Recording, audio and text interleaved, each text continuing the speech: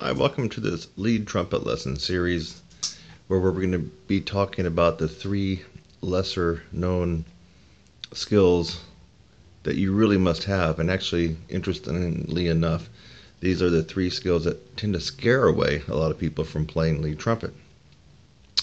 So, and I'm even talking about people that have range.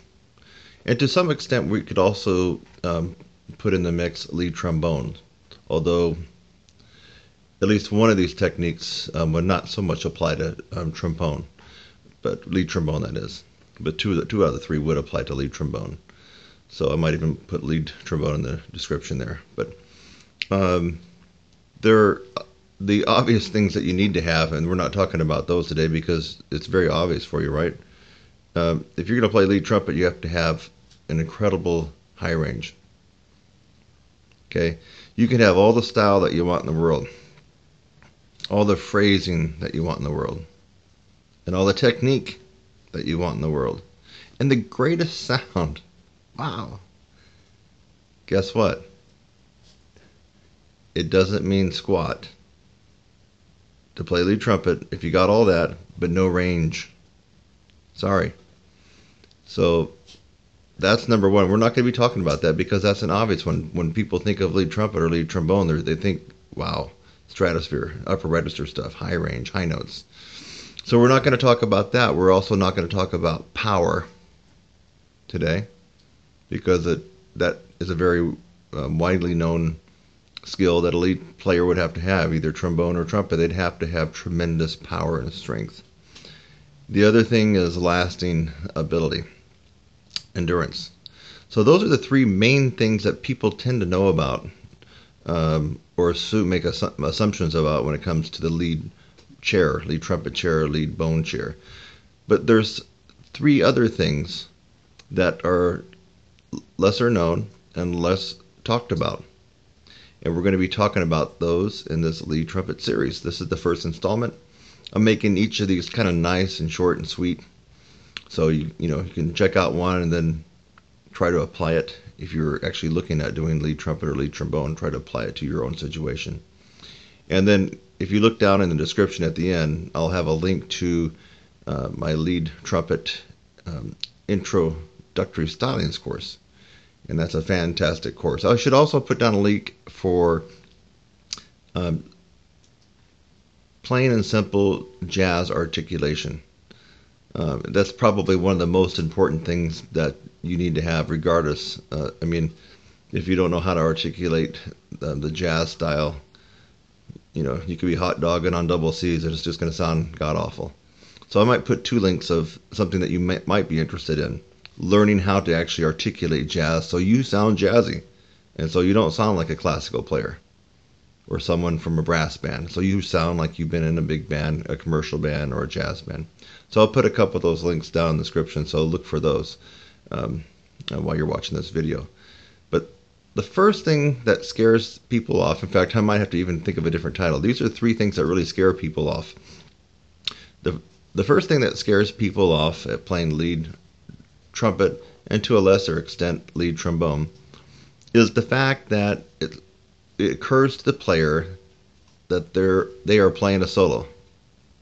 So if you haven't actually taken a stab at playing lead trumpet or lead trombone, do take a stab at it if you already have the range. And what you will experience is a certain amount of fear and intimidation. Everybody hears you when you play lead trumpet. Everybody hears what you do good. Everybody hears what you do bad.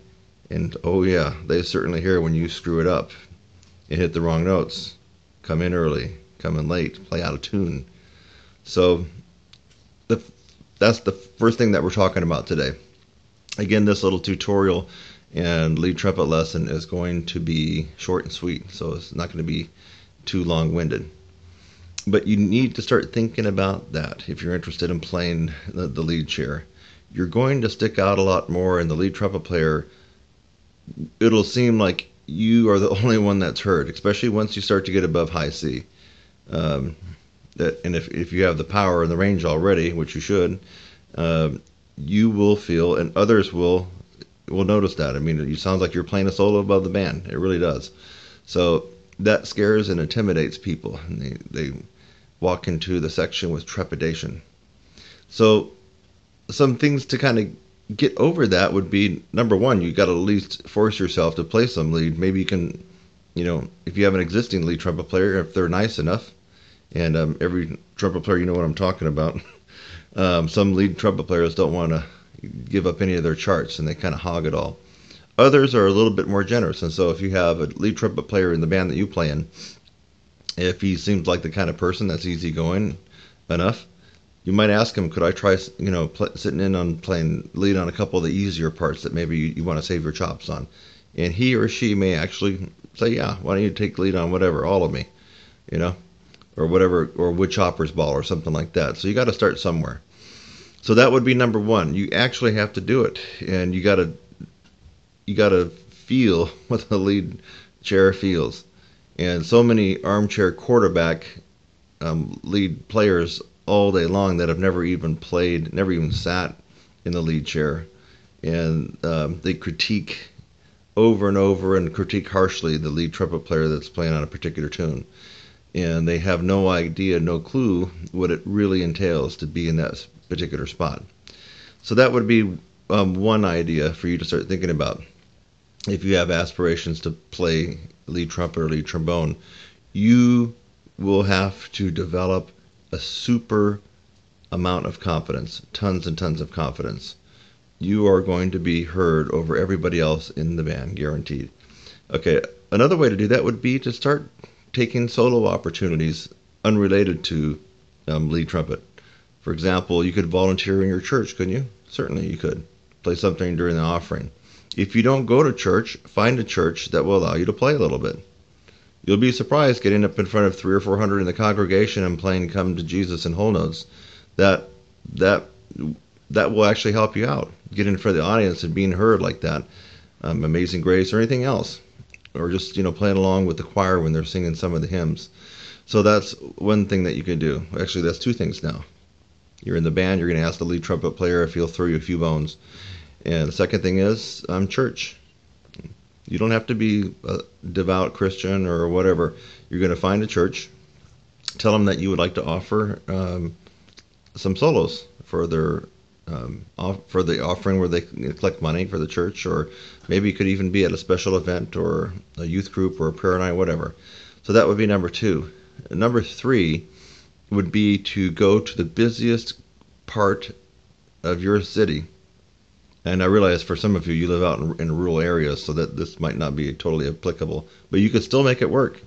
Even if you live in Dixon, Tennessee, you could still find a little congregation of storers, even if there's only 4 or 5. And what you're going to do is you're going to have memorized a couple of solos and licks, and you're going to go outside, whether it's 20 degrees below zero or whether it's 100 degrees. You're going to play for approximately 15 to 20 minutes. Under the scrutiny of passerbys and people wondering what the heck that you're doing. When I was preparing some of my Maynard Ferguson tributes, that's like like a death march right there. I mean, it's so easy to screw up when you're playing way above double G's. So what I did was, since I live near San Francisco, I went right to Union Square. And I would get on a corner, and there's actually a couple players that play that way anyway. They collect tips, saxophone players and a bass player. I think there was a trumpet player there one time. I got up there on one of these, it's not really a statue, but it's like a big, kind of a big square pillar. It's about 4 feet off the ground. I got up there, and I just started going through some of my Maynard solos, and then I put some other stuff in there too. I played Flintstones, and when I saw kids go by.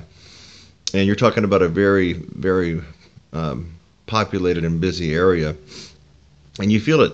You're up there and everybody's walking by and staring at you. Some people are happy, some people aren't, and anyway, and you might even get some tips, but that's not why we're doing it. You're doing it to expose yourself and to hear your sound, get used to hearing your sound sticking out there. You're going to have to be able to get used to that and have that kind of confidence, or you're just not going to be able to do the lead trumpet chair or the lead trombone chair. Okay? So let me see if I can think of one other idea that you could do. Oh, recording yourself like I'm recording now. I'm always surprised how hesitant people are to record themselves. Even, there's been several hundred people that have gone through my big 16-week upper register course, but if you look on my playlist, there's only 50, 60 players that have recorded a video. So you might be wondering what happened to the other 100, 150. A lot of people just can't stand the thought of recording and then listening and watching themselves. Can't stand it. So this would be maybe tip number 3 for you on this one. I'm recording this on my phone. And I'm sure you've got a smartphone, and if you're an older generation person and you don't, borrow your kid's phone or your grandkid's phone and have them help you do it. You need to play a couple different things and watch yourself do it. That'll get you more at ease at being more in the limelight, hearing yourself talk, and watching yourself on video. So that's an excellent idea that I just came up with. Also, you'll find that the pressure's more on, especially if you're going to play. If you're being recorded, you're going to find that it's a little bit more difficult to be precise and execute flawlessly on your horn. And the reason is because, of course, the camera doesn't lie. It picks up everything. Even little blips, little spias, things out of tune, wrong phrasing, chips. I mean, it picks it all up. Sometimes we tend to overlook that when we're just by ourselves in a practice room. Anyway, so you got some really good ideas. This is part 1. There's going to be 2 more installments, and the next 2 installments do get a little bit more hands-on as far as listening and playing, and I think I'm going to chime in there and do a little playing too. So 3 skills, 3 techniques that are not talked about that much, but scare the bejesus out of a lot of potential lead trumpet and lead trombone players to sitting in that chair. So I hope this helped you out. Really think about it, and in addition to thinking about what I just talked about, go out there and do it. I'm Kurt Thompson, and my site is TRUMPETSIZZLE.com, and look for some of those links down there. I'll see you in the next installment. Bye-bye.